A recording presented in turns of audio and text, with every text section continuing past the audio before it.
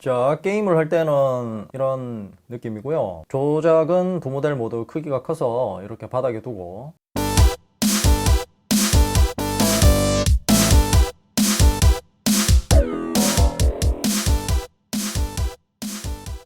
안녕하세요, 랩터입니다. 오늘은 아이패드 프로 5세대 11인치 M1과 갤럭시 탭 S7 플러스 정말 고민되는 편입니다. 지금까지 스마트폰만 리뷰를 하다가 패드를 이렇게 비교하는 것은 처음입니다. 저번 주 성능편에 이어서 두 번째 시간인데요. 할까 말까 고민을 많이 하다가 이런 리뷰를 기다리는 구독자분들이 있을 것 같아서 하게 되었습니다. 이 영상을 보고 꼭 합리적인 소비를 하셨으면 합니다. 자, 그럼 지금부터 자세하게 비교해 보겠습니다. 출격하기 전에 구독과 좋아요 부탁드립니다. 그럼 출격! 자, 먼저 각 모델별 디자인입니다. 아이패드 프로 5세대 11인치는 사실 5세대는 아니고 3세대라고 볼 수 있습니다. 전체적으로 보면 5세대는 맞지만 11인치는 3세대가 맞죠. 11인치 1세대부터 이어져 온 디자인은 큰 차이가 없이 그대로 이어져 오고 있습니다. 이 디자인이 3세대로 오기까지 우여곡절이 참 많았고요. 프레임 휜 문제부터 다양한 품질 문제들이 많았는데요. 특히 프레임 휜 문제 같은 경우는 아직도 개선이 되지 않았다고 보시면 됩니다. 그리고 갤럭시 탭 S7 플러스는 탭 S6의 디자인과 굉장히 비슷한 부분이 많습니다. 아이패드 프로와의 두께 차이는 갤럭시 탭 S7 플러스가 0.2mm 얇은 두께입니다. 그런데 더 얇지만 휜 분량에 대한 문제점들은 크게 보고되지 않고 있고요. 자, 전체적인 형태는 두 모델이 비슷한 느낌이 들고요. 전면 카메라 위치가 아이패드 프로 5세대 같은 경우는 가로 기준으로 봤을 때 좌측에 위치해 있습니다. 단순히 전면 카메라가 아니라 페이스 아이디 센서가 모듈식으로 들어가 있고요. 갤럭시 탭 S7 플러스는 여기 정중앙에 카메라와 조도 센서가 있습니다. 여기 좌측에도 조도 센서가 하나 더 있고요. 그 이유는 갤럭시 탭 S6에서 문제점으로 지적되었던 손으로 잡은 상태에서 가로 모드로 보면 화면이 어두워진다고 해서 센서가 두 개가 탑재되었습니다. 아이패드 프로 5세대는 그런 문제를 겪지 못했고요. 조도 센서가 이 페이스 아이디 센서 모듈에 같이 있는 줄 알았는데요. 이렇게 일단 한번 가려보면, 자, 센서 모듈을 완전 가렸는데도 화면에 변화가 없거든요. 상단 어디에 있는 것 같은데요. 자, 센서만 가리면 안 되고요. 어느 정도 확실히 여기 화면 상단을 가려줘야지 지금처럼 밝기 조절이 되고 있죠. 지금 굉장히 조금만 밝기 조절이 되고 있는데요. 그리고 화면 비는 아이패드 프로 5세대가 11인치 4:3 비율이고 갤럭시 탭 S7 플러스가 12.4인치 16대 10 비율입니다. 화질은 두 모델 모두 QHD급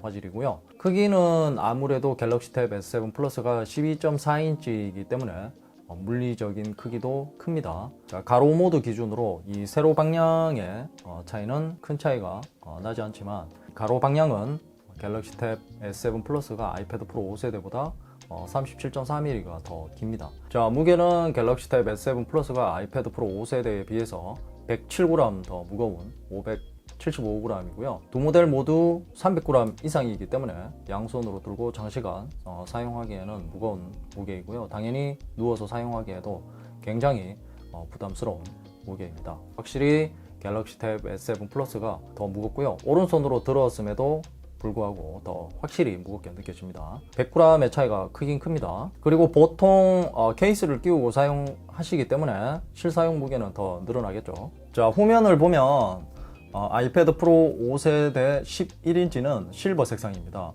제가 좋아하는 색상이기도 하고요. 갤럭시 탭 S7 플러스는 올해 4월 달에 추가된 색상인 네이비 색상입니다.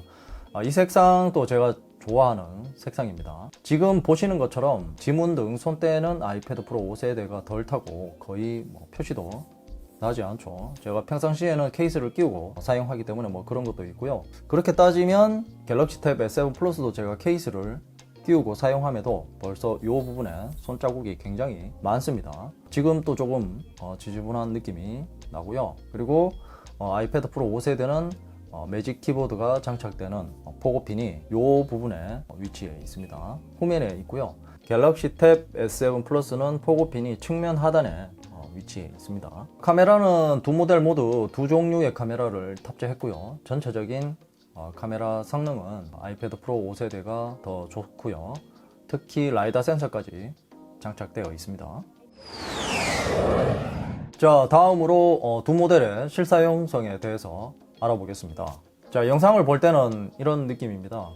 화면이 1.4인치 정도 차이가 나는데요. 화면 크기 차이는 느낄 수가 없지만 화면 비 때문에 상대적으로 아이패드 프로 5세대가 작게 느껴집니다. 위아래로 빈 공간이 아이패드 프로 5세대가 넓은 것을 볼 수 있고요. 이 말은 영상을 볼 때는 16:10 비율의 이 갤럭시 탭 S7 플러스가 더 유리하다는 말입니다. 그리고 아무래도 갤럭시 탭 S7 플러스가 OLED 패널이기 때문에 화질은 더 좋게 느껴지고요. 또한 어두운 부분의 처리도 더 정확합니다. 자, 최대 밝기로 세팅해 두고 보는 것인데요.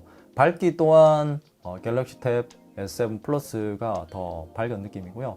그리고 다크 모드와 블루라이트 필터를 꺼두었습니다. 아이패드 프로 5세대는 트루톤 기능도 오프한 상태에서 보는 것입니다. 자, 게임을 할 때는 이런 느낌이고요. 조작은 두 모델 모두 크기가 커서 이렇게 바닥에 두고 조작하는 것이 편하고, 제일 좋은 것은 플스4나 5를 가지고 계시거나 무선 조종 패드를 따로 구매해서 사용하시는 것을 추천드립니다. 아이패드 프로 5세대에서 게임을 하면서 버벅임 같은 것은 1도 느끼지 못했고요. 갤럭시 탭 S7 플러스 역시 마찬가지였습니다. 그리고 화면 설정에서는 차이가 조금 났습니다. 아이패드 프로 5세대는 HDR 고화질은 물론, 그리고 HD 화질까지 극한을 선택할 수 없었고요. 밸런스부터 극한을 선택할 수 있습니다. 갤럭시 탭 S7 플러스는 HDR 고화질까지 극한을 선택할 수 있고요. 아이패드 프로 5세대는 아마도 M1이 아직은 아이패드 OS에 최적화가 덜 된 것 같고요. 업데이트를 통해서 해결될 것으로 기대해 봅니다. 그리고 두 모델 모두 UHD 4K까지 지원을 해줍니다. 자, 긱벤치를 돌렸을 때 아이패드 프로의 점수가 월등히 높습니다. 싱글 코어는 거의 2배 가까이 높고요. 멀티코어 점수는 거의 3배 조금 안 되게 차이가 났습니다. 지속성 역시 아이패드 프로 5세대에는 싱글코어, 멀티코어 모두 큰 변화가 없었고요. 갤럭시 탭 S7 플러스는 멀티코어 성능이 200포인트 정도 하락했습니다. 자, 그리고 태블릿을 구매하는 가장 큰 이유는 영상 시청이겠죠. 많은 분들이 넷플릭스나 티빙 같은 영상 플랫폼을 이용해서 영화나 드라마 등을 시청하는 것으로 알고 있습니다. 저 또한 그렇고요. 두 모델 모두 화질은 정말 좋고요. 하지만 이 화면 비 때문에 갤럭시 탭 S7 플러스가 영상 시청에서는 확실히 유리합니다. 더 큰 화면으로 볼 수 있다는 말이고요. 아이패드 프로 5세대 12.9인치도 마찬가지일 겁니다. 개인적으로 콘텐츠 소비용으로 구매하시려면 갤럭시 탭 S7이나 갤럭시 탭 S7 플러스 모델을 추천드리고요. 특히 갤럭시 탭 S7 플러스를 강력하게 추천드립니다. 자, 그리고 두 모델 모두 펜슬을 지원합니다. 아이패드 프로 5세대는 애플 펜슬 2세대를 지원해주고 갤럭시 탭 S7 플러스는 S펜을 지원해줍니다. 다른 것이 있다면 아이패드 프로 5세대는 애플 펜슬 2세대를 저가 16만 5천 원이라는 비용이 추가로 더 들고요. 갤럭시 탭 S7 플러스는 기본 제공입니다. 그런데 애플 펜슬 2세대도 사용해보고 S펜도 사용해봤지만 확실히 애플 펜슬 2세대가 실제 필기와 더 가깝다는 느낌이 많이 들었고요. 필기를 하기도 더 쉽고 편했습니다. 애플 펜슬 2세대와 S펜의 필기감은 애플 펜슬 2세대가 묵직하고 안정감이 있습니다. 그립감도 상대적으로 애플 펜슬 2세대가 더 좋았습니다. 그리고 필기를 하다가 틀렸을 때 지우개로 바로 지울 수 있는 기능은 두 모델 모두 지원해 줍니다. 저는 개인적으로 S펜에 있는 버튼을 눌러서 지우개를 사용할 수 있는 것이 더 간편하고 편했습니다. 애플 펜슬 2세대는 이중 탭으로 지우개를 불러오는데 가끔 안 될 때도 있어서 불편할 때가 있었거든요. 그리고 반응 속도는 두 모델 모두 뛰어납니다. 디지털 펜슬이 실제 필기와 가까워지려면 지연 시간이 사람이 느끼지 못할 정도로 빨라야 되는데요. 아이패드 프로 5세대와 갤럭시 탭 S7 플러스 모두 글자를 쓸 때는 지연 시간을 거의 느끼지 못할 정도고요. 이렇게 빠르게 움직여야 지연 시간을 살짝 느낄 수 있는 수준입니다. 그리고 제가 앞에서 아이패드 프로가 실제 필기에 더 가깝다고 했는데요. 갤럭시 탭 S7 플러스와 비교해서 상대적으로 그렇다는 것이지 갤럭시 탭 S7 플러스가 성능이 떨어진다는 말은 아닙니다. 오해 없으시길 바라고요. 종이 한 장 정도 차이의 느낌이라고 하면 될 것 같습니다.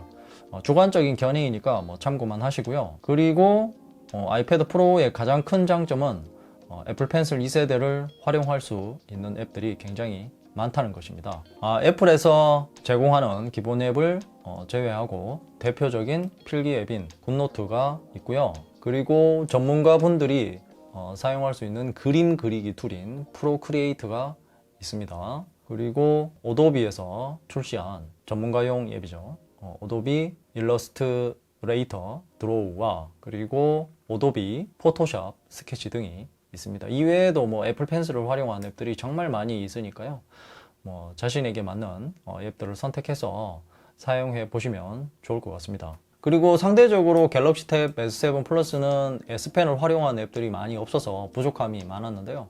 갤럭시 탭 S7 플러스를 출시하면서 삼성에서 직접 준비를 많이 했습니다. 아이패드보다는 앱 종류가 많이 부족하지만 그래도 예전보다는 다양한 앱들을 지원하기 때문에 골라서 잘 활용해 보시면 좋을 듯 합니다.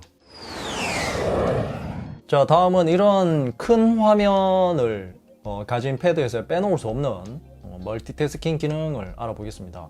아이패드 프로 5세대 멀티태스킹이 불편하다는 분들이 많은 것 같습니다. 일단 아이패드 프로 5세대는 이렇게 웹을 띄워놓은 상태에서 다른 앱을 저렇게 드래그하면 스플릿 뷰 기능을 사용할 수 있습니다. 자, 이 상태에서 하나 더 띄우면 슬라이드 오버 기능을 사용할 수 있는데요. 일단 도옥에서 사파리를 한번 띄워 볼게요. 여기 가운데에다가 놓으면 이렇게 슬라이드 오버 기능을 사용할 수 있습니다. 자, 여기서 불편하다는 것은 가로 멀티에서 3분할이 안 된다는 것이 하나 있고요. 두 번째는 슬라이드 오버 기능인데요. 팝업으로 위치를 자유자재로 옮길 수 없다는 것입니다. 그리고 멀티 화면에서 경계선 조정이 위치가 정해져 있고요. 자, 이렇게 이 세 가지밖에 안 되고요. 자, 반면 갤럭시 탭 S7 플러스는 멀티에서 이 경계선 조정이 자유롭습니다. 원하는 만큼 한계는 있지만 내가 원하는 만큼 그 범위 안에서 조정할 수 있고요. 그리고 여기에 하나 더 3분할 화면이 가능하죠. 자, 계산기를 한번. 자, 이렇게 3분할 화면이 가능하고요. 무엇보다 편한 것은 멀티 화면을 여기 가운데를 눌러서 엣지 패널에 저장을 할 수 있다는 것입니다. 이미 만들어진 조합이라고 나오죠. 제가 여기다가 만들어 놨습니다. 이렇게 엣지 패널에 이 방식으로 저장이 되고요. 자, 그리고 이것을 다시 떼어내서 팝업으로도 바꿀 수도 있습니다. 자, 이렇게 대부분의 앱을 팝업 창으로 만들어서 어느 위치에서도 볼 수 있고요. 그리고 자, 요거를 최소화를 하면 자, 이렇게 아이콘으로도 만들어 둘 수 있습니다. 이런 것이 갤럭시 탭 S7 플러스가 정말 편하다는 것이고요. 자, 다음은 아이패드 프로 5세대에는 없고 갤럭시 탭 S7 플러스에만 있는 기능이 있는데요. 바로 덱스 모드입니다. 삼성에서 만든 웹인데요. 스마트폰이나 태블릿을 PC처럼 사용할 수 있도록 만들어 놓은 기능입니다. 특히 태블릿 같은 경우는 단독으로 사용할 수 있기 때문에 활용도가 굉장히 높습니다. 이렇게 키보드 북커버만 있다면 정말 PC처럼 사용할 수 있습니다. 정품 키보드가 아니라도 블루투스 키보드도 사용할 수 있고요. 그리고 무선으로 연결하면 태블릿에서는 기존 안드로이드 모드를 그대로 사용하면서 무선으로 연결된 모니터에서는 덱스 모드를 사용할 수 있어서 정말 편하게 사용할 수 있습니다. 심지어 배그까지 할 수 있기 때문에 PC가 필요 없을 정도로 다양하게 활용할 수 있고요. 덱스 모드는 아이패드 프로 5세대와는 차별화된 기능이라고 보시면 됩니다. 자, 다음은 스피커입니다. 두 모델 모두 쿼드 스피커를 적용하고 있습니다. 가로 모드 기준으로 좌측에 2개 그리고 우측에 2개가 장착되어 있고요. 자, 바로 소리를 한번 들어보겠습니다. 먼저 아이패드 프로 5세대부터 들어보죠.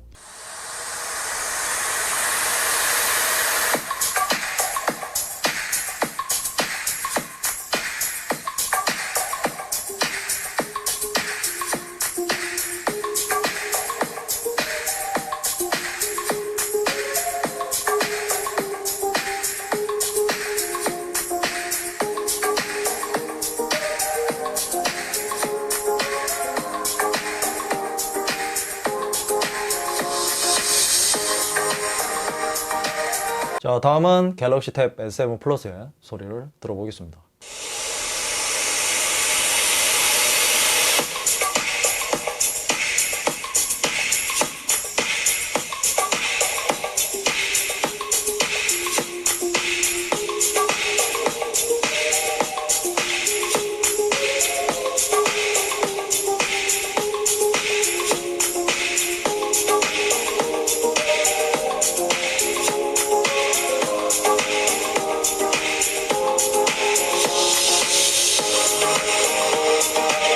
자, 두 모델 모두 음질은 정말 좋은데요. 뭐 개인적으로 아이패드 프로 5세대가 중저음을 잘 살린 음질이어서 더 마음에 들었고요. 뭐 이것은 개인 취향이기 때문에 어떤 것이 더 좋다라는 정답은 없습니다. 반면에 갤럭시 탭 S7 플러스는 중저음보다는 고음 쪽으로 치우친 세팅 같고요. 전형적인 AKG 튜닝으로 보시면 되고요. 그리고 총 음량은 이 갤럭시 탭 S7 플러스가 더 크게 다가왔습니다. 고음 쪽으로 치우친 세팅이라서 그런지는 모르지만 아무래도 음량 감은 확실히 갤럭시 탭 S7 플러스가 더 높았던 것 같습니다. 자, 다음은 배터리입니다. 아이패드 프로 5세대 11인치의 배터리 용량은 7538mAh이고요. 갤럭시 탭 S7 플러스의 배터리 용량은 1090mAh입니다. 아이패드 프로 5세대의 스펙상 사용시간은 동영상과 인터넷 사용시간이 최대 10시간이라고 되어 있는데요. 실제 사용시간은 동영상이 9시간에서 10시간 정도 보면 거의 5% 남지 않은 시간이 나와서 스펙과 거의 비슷한 사용시간이 나왔습니다. 그리고 게임은 배틀그라운드 기준으로 5시간 정도 하면 10% 정도 배터리가 남을 것 같고요. 그리고 갤럭시 탭 S7 플러스는 스펙상 사용시간이 동영상 재생시간이 10시간 정도 되고요. 인터넷 사용시간이 8시간으로 나와 있습니다. 실제 사용시간은 동영상을 볼 때 유튜브를 봤을 때 기준으로 7시간 정도 보면 80% 정도 남을 것 같고요. 인터넷 사용시간은 네이버 앱을 8시간 정도 사용한다면 96% 정도의 배터리를 소모할 것으로 보입니다. 그리고 역시 게임은 배틀그라운드 기준으로 6시간 정도 하면 한 10% 정도 배터리가 남을 것 같습니다. 자, 배터리 용량은 갤럭시 탭 S7 플러스가 더 크지만 실사용 시간은 아이패드 프로 5세대가 조금 더 긴 것으로 볼 수 있습니다. 그만큼 아이패드 프로 5세대의 배터리 소모량에 대한 이 관리 능력이 좋다는 말이 되겠죠.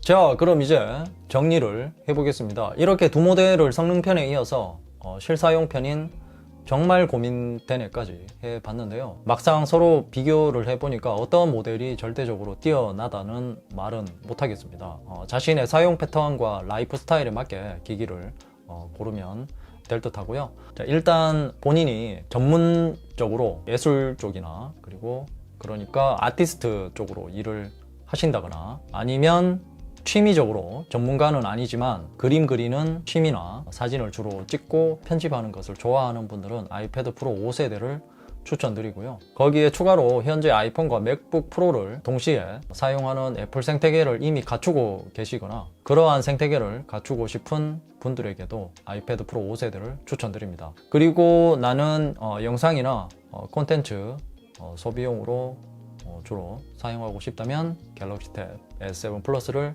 추천드립니다. 거기에 간단한 메모나 인강이나 강의 시간에 필기를 주로 하시는 분들은 갤럭시 탭 S7 플러스를 추천드리고요. 마지막으로 업데이트 지원에 관해서도 말씀드려야 되는데요.